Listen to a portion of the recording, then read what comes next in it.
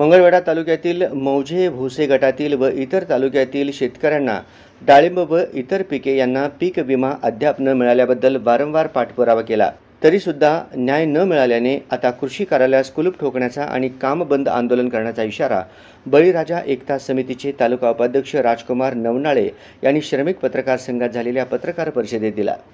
पुढे बोलताना नवनाळे म्हणाले की मुख्यमंत्री रोजगार निर्मिती कार्यक्रमांतर्गत बँक ऑफ इंडिया शाखेमध्ये मंजूर कर्ज प्रकरण असताना सुद्धा शाखा अधिकारी यांनी ते नामंजूर केले असून त्याची चौकशी सुद्धा त्वरित करण्यात यावी अशी मागणीही त्यांनी या दरम्यान केली आहे। यावेळी पत्रकार परिषदेत पुढे बोलताना नवनाळे काय म्हणाले पाहूया। शेतकऱ्यांना कर्ज देत नाही त्याच्यावर सगळ्यांचं जरा दुर्लक्ष आहे।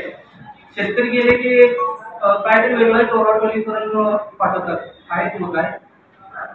आणि पीएम किसानचा एक मुद्दा आहे की बंद झालेल्या पीएम किसानचा मुद्दा त्यांनी परत चालू करण्यासाठी गेल्यावर टोराटोलीचं उत्तर कृषी अधिकाऱ्याकडून मिळाले।